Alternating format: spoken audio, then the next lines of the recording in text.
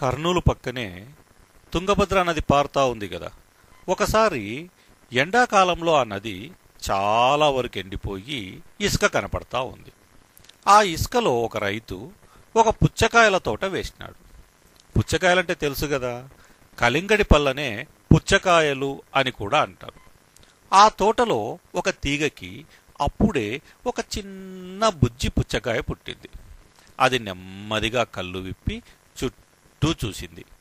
నది మీద నుంచి వచ్చే చల్లని గాలికి సంబరంగా తల అటు ఇటు ఊపుతా నదిలోని తీయని నీళ్లు తాగుతా నెమ్మదిగా పెరగసాగింది. రోజు సాయంకాలం అక్కడికి ఆ తోట యజమాని వచ్చేటోడు. ఏవేవో ఎరువులు తెచ్చి వేసేటోడు, బాగా నీళ్లు పెట్టేటోడు. ఏవైనా పిచ్చి మొక్కలు కలుపు మొక్కలు పెరిగింటే అన్నీ పీకేసేటోడు. పశువులు ఏవీ లోపలికి రాకుండా చుట్టూ కంచె నాటించినాడు. ఏవైనా పశువులు లోపలికి వస్తే వాటిని బయటికి తరిమేసేవాడు. అదంతా చూసిన ఆ పుచ్చకాయ, అబ్బా ఈ రైతు ఎంత మంచోడు, నన్ను చాలా అపురూపంగా చూసుకుంటా ఉన్నాడు అనుకొనింది. అలా 2 నెలలు గడిచేసరికి ఆ కాయ పెరిగి పెద్దగై బాగా లావుగా అయింది. ఒకరోజు రైతు లావులావు కాయలన్నీ తెంపుకొని బండి మీద వేసుకొని పోసాగినాడు. అది చూసిన పుచ్చకాయ, అబ్బా ఈ రైతు ఎంత మంచోడు, రోజు ఇసుకలో పొద్దుపోవడం లేదని చెప్పి ఊరంతా తిప్పి చూపించడానికి బండి కట్టించినాడు అనుకొనింది. సంబరంగా రోడ్డు మీద పోయే లారీలు, బస్సులు, సైకిళ్ళు, ఆటోలు అన్నీ వింతగా చూడసాగింది. అంతలో బండి కొండారెడ్డి బురుజు పక్కన ఉన్న ఒక అంగడి దగ్గర, అక్కడ పుచ్చకాయలు గుట్టగా పోసి కనపడినాయి. ఒక మీసాలోడు పెద్ద కత్తితో ఒక్కొక్క దాన్ని నడుమకు కోసి మరలా దాన్ని చిన్న చిన్న ఒప్పలుగా కోసి ఎర్రని కండను బయటికి తీసి దాన్ని మరలా చిన్న చిన్న ముక్కలుగా కోసి పక్కనే ఉన్న పెద్ద గాజు సీసాలోని ఐసు ముక్కల మీద పెడతా ఉన్నాడు. ఒకడు ఆ ముక్కలను తీసుకుపోయి అక్కడ కూర్చున్న వాళ్ళకు అందించి వాళ్ళిచ్చిన డబ్బులు తీసుకుంటా ఉన్నాడు. వాళ్ళు ఒక ముళ్ళ చెంచాతో ఆ ముక్కల నడుమున చెక్కి నోటిలో వేసుకొని కస నములుతా ఉన్నారు. అది చూడగానే పుచ్చకాయ ఒళ్ళు జల్దరించిపోయింది. రైతు మీసాలోని దగ్గర డబ్బులు తీసుకొని పుచ్చకాయలు అక్కడ దించడం చూసింది. అమ్మో, ఇన్ని రోజులు నన్ను పెంచింది, పెద్ద చేసింది, బాగా చూసుకొనింది ఇందుకోసమన్నమాట. ఇంకో నిమిషం గనక ఇక్కడుంటే నా పని కూడా ఇంతే అనుకొనింది. నెమ్మదిగా వెనక పక్క నుండి బండి దిగి ఒక చెట్టు చాటున దాక్కొనింది. ఎవ్వరూ చూడని సమయంలో అక్కడి నుంచి తప్పించుకొని పారిపోసాగింది. అలా పారిపోతూ ఉంటే దారిలో కొందరు పిల్లలు చూసినారు. రేయ్ పుచ్చకాయ రోయ్, పట్టుకొని తింటే కమ్మగుంటది రోయ్ అనుకుంటా దాని వెంట పన్నారు. అది చూసి అదిరిపడిన పుచ్చకాయ వాళ్లకు దొరకకుండా చించుకొని ఉరకడం మొదలుపెట్టింది. ఈ నగరంలో ఉంటే ఈ మనుషులు బతకనిచ్చేటట్టు లేరని పక్కనే ఉన్న నల్లమల్ల అడవుల్లోనికి పారిపోయింది. ఉరికి ఉరికి కాళ్ళు పీకుతా ఉంటే అలసిపోయి ఒక చెట్టు కింద కూర్చొని అమ్మయ్యా ఇంకేం భయం లేదు అనుకొనింది. అంతలో వెనక నుంచి దన్న భూమి అదిరేలా చప్పుడు వినపడింది. ఎందబ్బా అని వెనక్కి తిరిగి చూసింది.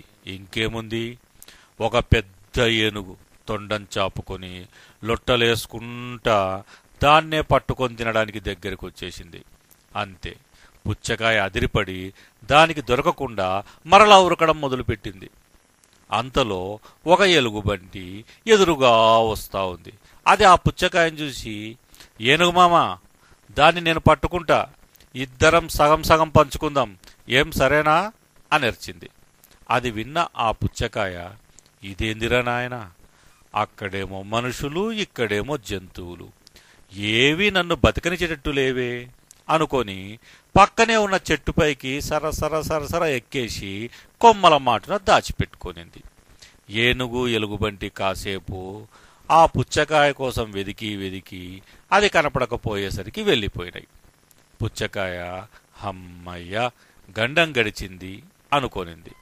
అంతే, నెత్తిన ఎవరో టప్పుమని కొట్టిన చప్పుడు పడింది. ఎవరబ్బా అని నెత్తి రుద్దుకుంటా పైకి చూసింది. ఇంకేముంది, ఒక గద్ద కొమ్మపై కూర్చొని టపా టపా కొడతా ఉంది.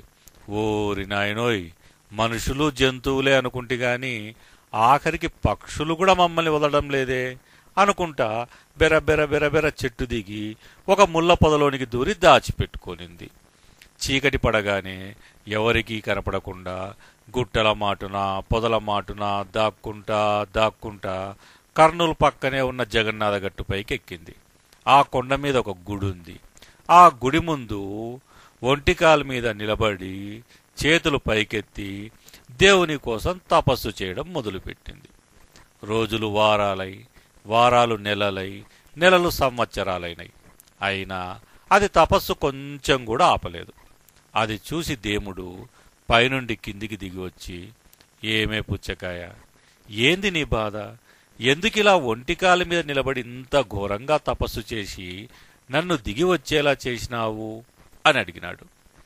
అప్పుడు ఆ పుచ్చకాయ కళ్ళ నిండా నీళ్లు కారిపోతా ఉంటే, ఇదేంది సామి, మమ్మల్ని ఈ లోకంలో ఎవరు చూసినా తినడానికి వెంటపడతా ఉన్నారు.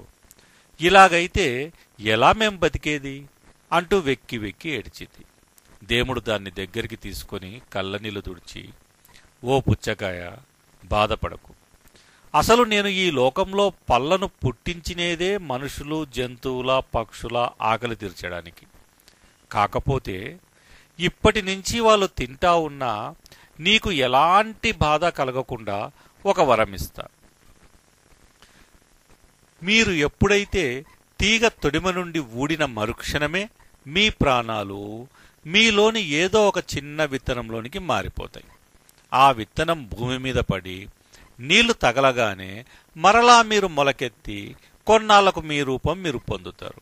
ఇదే నా వరం అని చెప్పి మాయమైపోయినాడు. ఆ రోజు నుండి పళ్ళన్నీ ఈ భూమి మీద ఉండే సకల జీవరాశులకు కావలసిన ఆహారాన్ని అందిస్తా వారి కడుపులు నింపుతా హాయిగా ఉన్నాయి.